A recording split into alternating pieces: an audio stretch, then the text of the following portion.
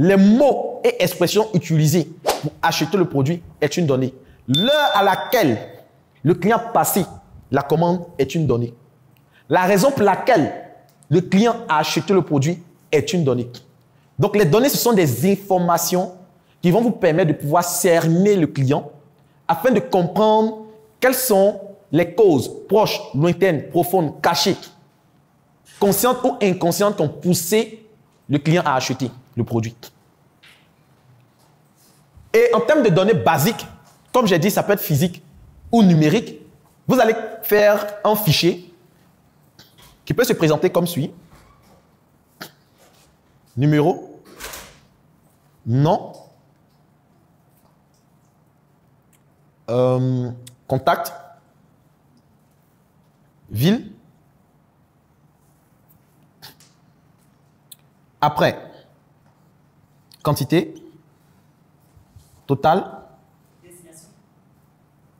Exactement. Bon, là, je suppose que vous avez un produit, mais s'il y a plusieurs produits, vous êtes obligé de mettre désignation pour vous indiquer le nombre de produits. Mais si, par exemple, c'est seulement pour le jus d'orange que vous faites, la désignation, c'est seulement le jus d'orange. Mais s'il y a plusieurs produits, vous êtes obligé d'ajouter une désignation pour indiquer le produit qu'il a acheté. Mais là, je vais sur la base que vous avez un produit, qui est par exemple le jus d'orange, et que vous devez faire une base de données client. Donc ici, nous avons quoi? Le total, et à la fin, vous mettez observation. Vous pouvez même mettre les remarques. Donc ici, c'est quoi? Je suis Monsieur Loukou, et je viens vous voir, j'achète une orange. Et un élément important que j'ai sauté, c'est la date. La date de numéro. Je suis Monsieur Loukou, je viens acheter 3 bouteilles d'orange. Donc ici, vous allez mettre numéro 1, la date. Nous sommes aujourd'hui le 17-02, bon, le 16-02-2022. Donc le 16-02-2022, non complet, Loukou Kofi.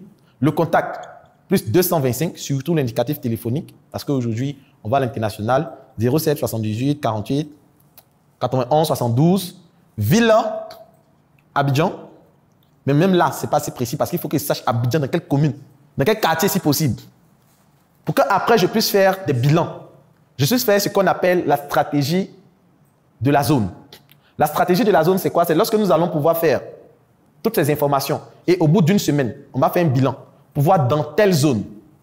Et si je mets par exemple ville et quartier, je vois que par exemple à Abidjan, j'ai 100 personnes qui achètent mon produit.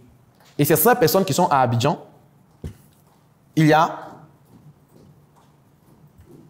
Cocody, il y a Abobo, il y a Makori, il y a je vais dire quoi, Yopougon. Après Yopougon, nous avons Koumassi, nous avons Port-Boué. Ce qui me permet de faire quoi? La stratégie de la zone, de déduire qu'à Cocody, je vais segmenter Cocody, il y a Riviera, Riviera Palmeraie, Riviera 2, Angré.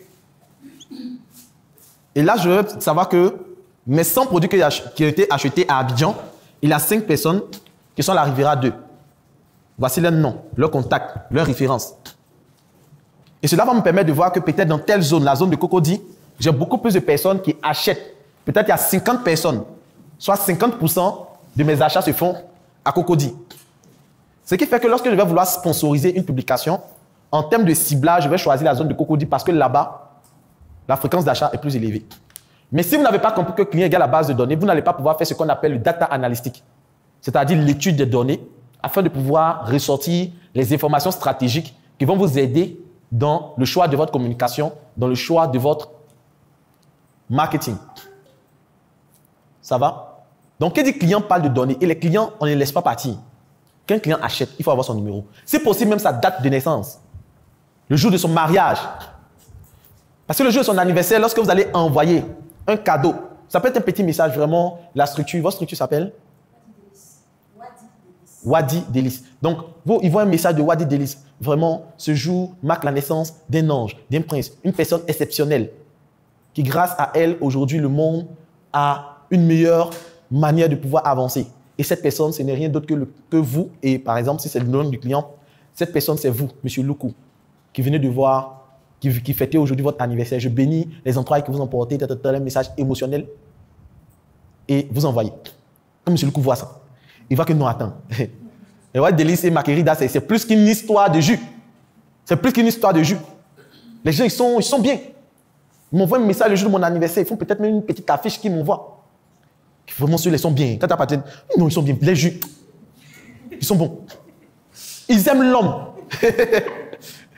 Ceux-là, ils aiment l'homme. Hein. Ils sont bien. Mais parce que vous avez compris que client égale la base de données. Client égale la base de données. Vous ne pouvez pas avoir des clients et ne pas avoir de base de données. C'est un péché économique grave. Donc, tous ceux qui achètent, vous devez avoir une base de données. En plus de la base de données client, vous devez avoir une base de données fournisseurs. Quels sont ceux qui vous fournissent les intrants? Parce que lorsqu'on est entrepreneur, il faut voir patrimoine.